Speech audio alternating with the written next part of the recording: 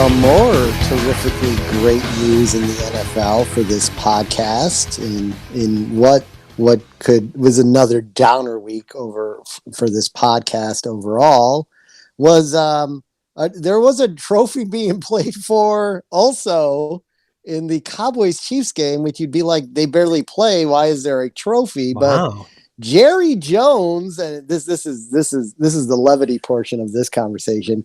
Jerry Jones and Lamar Hunt got together because they grew up in the same area, and they created the Preston Road Trophy, which is the road they grew up on.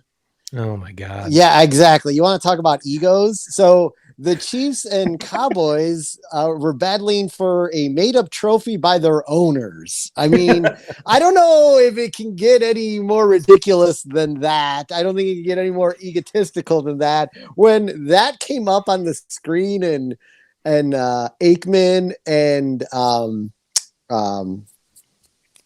Joe Buck were kind of having like a little chuckle fest about it. I was too. I'm just like, is there an actual trophy? Is it like a bronze street sign that says? No, yeah, it's like it looks like a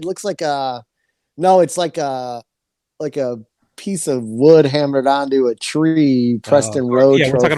we're talking about Arkansas, aren't we? Yeah, right, exactly. So, and the Cowboys were the keepers of it because they last played in like 2016, and the Cowboys had won. Yeah, well, they had to give it up though this week because the game that I told everyone the Cowboys would win by 3, bet the over. This game is going to have so much offense and so many points was a defensive struggle.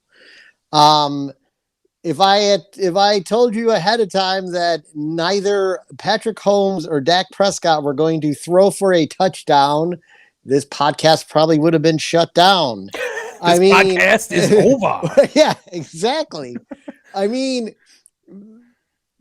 it was like a tense and exciting game from a standpoint of like, I think for me, I was just expecting something to happen, but it never did. Yeah. The Cowboys visited not quite the red zone. You can't lump this in as red zone, but they were across the 30 of Kansas City 5 times. Is that the orange zone or I don't know. They don't. You got to get within like the 25 or the 20 to officially be in the red zone. They were at the 30-yard line or closer 5 times and walked away with 9 points. Just horrendous execution.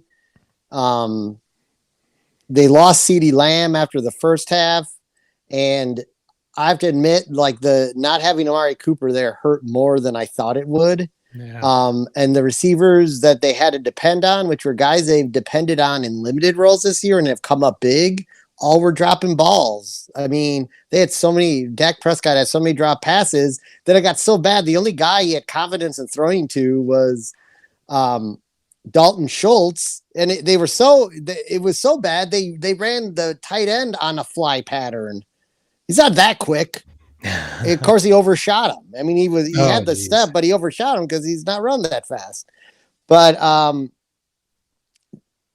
the question I have for the Cowboys though is the game wasn't out of reach at all once the second half started because they intercept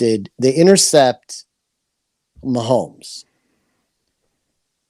My question is, you're not down by that much. Why did you not attempt to just run the ball down Kansas City's throat at that point? It seemed like they were hesitant to use Zeke that much in that game. Is there or am I misunderstanding or misremembering, or Zeke got he got like his ankle got rolled on. Okay. He sort of limped off, but then he came back in. But you have Pollard, who is a very good. He'd be a starting running back on some other teams in the NFL. You don't lose a lack of a running game necessarily just because Zeke is out. And and Troy Aikman said it, and I agree with him 100%. They should have came out in that first possession and not completely, you don't just stop passing, but if you started to run productively, consistently, that would have opened up these receivers who were dropping balls because they were pressured a lot because the Kansas City defense was in a man coverage just blanketing them because they just weren't concerned because the top two receivers weren't playing. So it was just like, it was mind boggling to me. And I think a lot of the loss had to do with the play calling. Like, you get that running game going, then you get the play action going, the safeties bite, and then you got pretty wide open guys to throw the ball to. It's simple football. And it's something the Cowboys actually, on all the weeks they won, and on the 1 week they lost to Tampa Bay, they did all that well.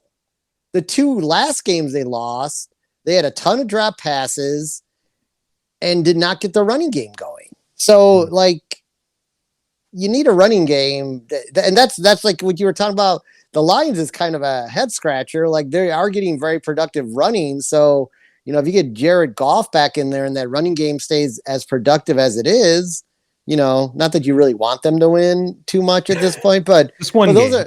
Hopefully it's this week. But those are all things that work you need one to make the other work. The synergistic effect. Yes, exactly. You're blowing up over there. Sorry about that. And so I'm not going to make excuses. Their top 2 receivers are out. These good teams still find ways to win games. I watched the Arizona Cardinals. They've lost. They've been without their top 2 offensive threats, and they've won 2 out of 3 of those games. Yeah, so the only team with 2 losses or fewer.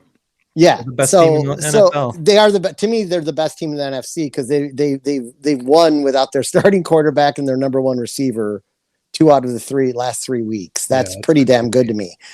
The one thing I did enjoy is the Cowboys also are not playing with their 2 number 1 defensive ends, but they played and held it. They held Kansas City in check to win that football game if they could have gotten their offense going. Holding them to 19 points, only 2 touchdowns. Micah Parsons, who's a linebacker, I think had 4 sacks in that game. He's going to win NFL Defensive Rookie of the Year. I mean, he's out of his mind. I mean, he's lining up as a lineman to fill a void.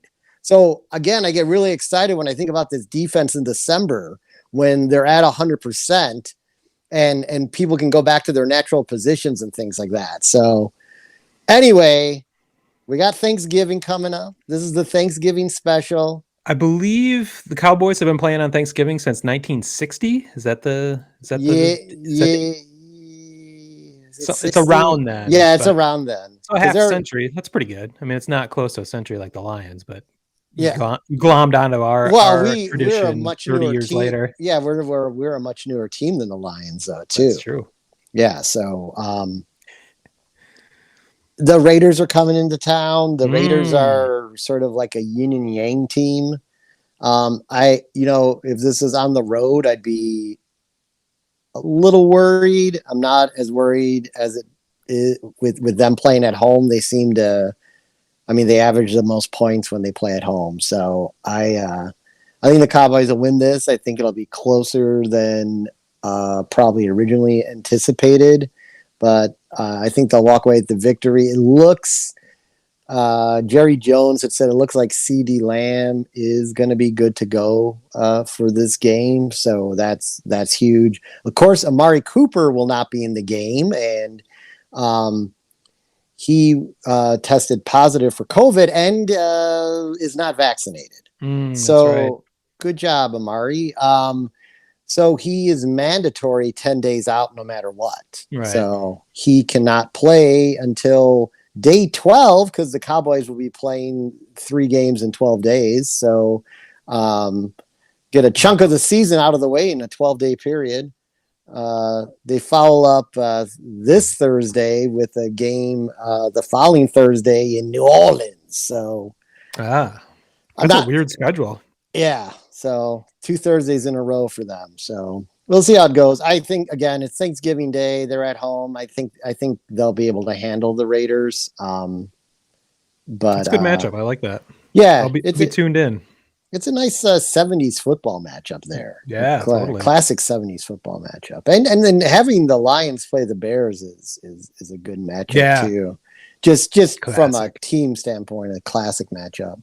There is a night game too. I can't remember what that is. Yeah, NFL Network started glomming onto our tradition and started doing a late night game. It's usually a pretty shitty matchup. I can't remember who's playing this week, but yeah. So that's all I have for Cowboys talk.